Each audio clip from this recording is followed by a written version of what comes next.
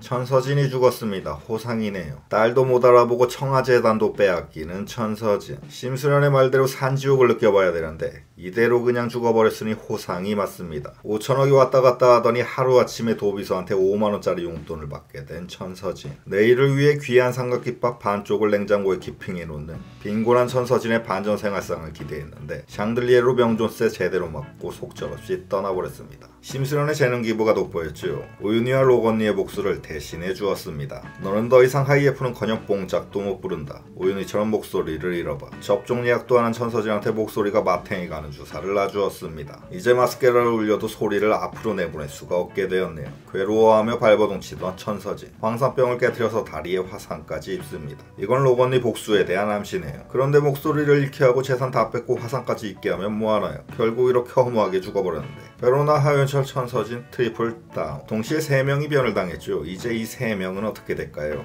베로나는 당연히 멀쩡할 겁니다. 위기의 순간에 하윤철이 몸을 날려서 구해줬죠. 지금까지 일관되게 친아빠를 쌩깠던 베로나. 이 사건으로 하윤철을 친아빠로 받아들이게 되는 결정적인 계기가 될 겁니다. 베로나는 심성이 곱기 때문에 자기 대신 크게 다친 하윤철마저 쌩깔 리는 없죠. 일타쌍피의 가성비 좋은 전개. 작가님께서는 천서진도 죽이고 동시에 베로나와 하윤철이 다시 부녀가 되는 효율이 아주 좋은 씬을 탄생시켰습니다. 머리를 심하게 다친 하윤철은 과연 무사할 수 있을까요? 이것은 누구와 똑같죠? 바로 그의 딸 베로나. 베로나도 머리를 심하게 다쳤던 적이 있습니다. 청하의 수제 때 계단에서 굴러떨어졌던 베로나. 주단태의 머리를 노린 마무리 특복치 때문에 혼수 상태에 빠졌었죠. 다행히도 숨은 붙어있는 혼수 상태의 베로나였는데 주단태가 몰래 들어와서 산소호흡기를 떼버렸습니다. 당시에 베로나가 진짜 죽은 거냐 아니면 부활이 가능하냐 시청자들 사이에서도 의견이 분분했었죠. 지금의 하윤철도 똑같이 머리를 다쳤습니다. 이건 베로나 때와 비슷한 전개를 또 써먹을 수 있는 여지가 생겼다는 겁니다. 언제나 악당은 주단태지요. 주단태는 일본의 정신병원에서 탈출했습니다. 만약 탈출한 주단태가 중환자실에 누워있는 하윤철에게 찾아와서 못된 짓을 한다면 우리는 베로나 때와 같이 긴장감 넘치는 전개를 또 보게 될 수도 있습니다. 이제 페나는 단 3회만 남았습니다. 남은 3회에서는 주단태의 못된 짓거리가 절정을 이루겠지요. 주단태의 최종 타겟은 심수련과 로건니입니다. 하지만 그 과정에서 걸리적거리는 사람들. 대표적으로 하윤철의 목숨을 충분히 노릴 수 있죠. 그래서 하윤철은 당연히 살아있을 테지만 끝까지 안심할 수 없는 상황을 예상해봅니다. 천서진은 사망 확정입니다. 이제 3회 남았는데 부활은 말이 안 되죠.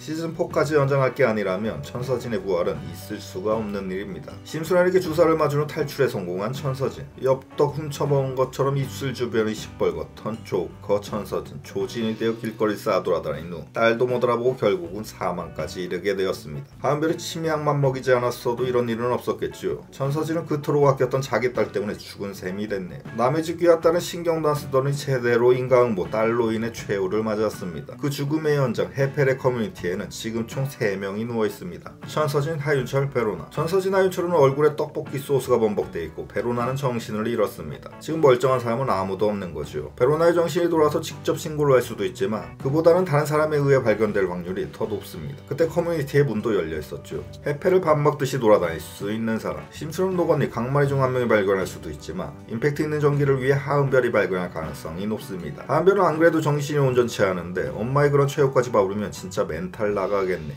아니면 단순히 아무 상관없는 입주민에 의해 발견될 수도 있습니다. 그 사람은 급히 심폐소생술하면서 신고는 이렇게 하겠네. 어떤 여자가 샹들리에를 껴안고 죽어가고 있어요. CPR을 하고 있는데 안 살아나. 부활 전문가 좀 빨리 보내주세요. 아무리 빌런이라도 사람이 죽었으니 장례식은 치를 겁니다. 지금부터는 천서진의 장례식. 장례식장에서 예상되는 사건입니다. 상주는 당연히 요새는 잘 안 나왔던 계모와 동생 그리고 하은별입니다. 하윤철은 이혼을 했기 때문에 완전히 남남 상주가 아닙니다. 오히려 조문을 하기 위해 나타나겠죠. 머리에 붕대를 감고 나타난 하윤철. 장례식이라 육개장 넘쳐나니 소주부터 찼습니다. 조문객들에게 육개장을 다루고 있던 서진상조 도비서. 도비서는 하윤철의 리필 요청이 너무 심해서 여기에 처먹으러 온 거냐고 묻습니다. 저 여자 때문에 청국장도 못 먹고 살았다면서 뻔뻔하게도 육개장의 소주를 흡입하는 하윤철. 그때쯤 강철부대 해군 특수전단 주석경이 온몸이 젖은 채로 달려옵니다. 일본까지 헤엄쳐서 갔는데 도착하자마자 비보를 들었다며 다시 유턴해서 이곳으로 왔다고 합니다. 자기는 육개장으로 안 되니 치킨 시켜달라고 했다가 도비서한테 쳐맞습니다. 짜장머리 프라이친 알릭스가 은이빨을 부조금으로 내놓으며 영어로 굿바이라고 말합니다. 로건니와 같은 사람인데 서로 다른 언어를 쓰고 있죠. 로건니는 한국말로 말합니다. 진짜 죽어버렸네요. 혹시 모를 인물의 부활에 대비해 위치 추적기를 달아놨어요. 심수련도 의심 가는 눈빛으로 천서진의 영정사진을 바라봅니다. 전 샹들리에를 절대 믿지 않아요. 반드시 내 손으로 다시 죽이겠어요 하면서 뾰족한 일용젓가락을 들고 죽은 사람을 또 찌르기 위해 달려가는 찰나 갑자기 나타난 사채업자가 심수련의 손을 붙잡습니다. 이거 놓으시죠. 우리 돈 안 갖고 죽어버렸습니다. 일회용 숟가락 젓가락 등 돈 될 만한 건 사람 빼고 다 챙겨서 떠나는 사채업자들. 돈 떼인 건 사채업자들 뿐만이 아니죠. 청와재단 잘렸던 마두이가 나타나서 퇴직금은 누구한테 정산받으면 되냐고 상주들에게 묻습니다. 장례식에서 이게 뭔 난리인지 어이가 없는 심수련. 그런 심수련에게 양집사의 홀령이 나타납니다. 쎄 빠지게 기다려도 부활은 없었다며 안심을 시키고 사라지죠. 이규진이 호상이라고 말했다가 고상한테 등짝을 쳐맞고 이민혁은 고작 샹들리에 때문에 죽었다며 저 아줌마 쪽팔려 죽겠다고 합니다. 오토바이 헬멧 벗으면서 들어오는 주석훈. 절름벌이가 범인일 거라고 말해준 후 배로나 챙기러 다시 나갑니다. 도박하다 돈 떨어진 백준기. 부조금 받는 자리에 자연스럽게 자리 깔고 앉습니다. 부조금은 자기한테 주면 된다면서 출장 사기를 치기 시작합니다. 그때 들어오는 송 회장님. 부조금으로 통 크게 50억 돈 봉투를 내는데 백준기는 그거 챙겨서 바로 퇴근합니다. 삐딱뷰가 나타나서 좋아요 한번 눌러주고 간 후 유동필이 들어옵니다. 그나마 정상적으로 천서진의 영정 앞에 철 2번 하고 향까지 피운 유동필 상주들에게 묻습니다. 시체는 어디에 유기해드릴까요? 그때 들어온 클라크리가 이런 몹쓸 사람 하면서 유동필을 말립니다. 아까운 인재가 죽었으니 시체는 유기하지 말고 이태리에 묻자고 합니다. 설탕이가 왈왈 짖고 있는 사이에 지무롱이 들어와서 엄마 일은 하은별한테 이상한 소리를 합니다. 사실 네 엄마는 살아있어. 그게 바로 나야. 뒤이어 스리생의 이익준 교수가 뛰어들어와 관뚜껑을 열고 천서진의 맥을 짚습니다. 확실히 사망하셨고 부활은 기대하기 힘듭니다. 마지막으로 다슬기 온몸에 묻히고 백골뱅이 귀걸이를 차고 온몸이 젖은 채로 뛰어들어온 오윤희. 천서진 영정사진을 한참을 바라보더니 기억을 8번 외치며 자지러지게 좋아합니다. 이렇게 설탕이까지 나온 천서진의 장례식 개판 5분 전을 예상해봅니다. 오늘은 정신머리 갖춰서 의식의 흐름대로 썼습니다. 완전히 마탱이 간 리뷰가 되었네요. 방송 뒷이야기를 잠깐 하면 천서진이 잠깐 피신했던 어느 빌라.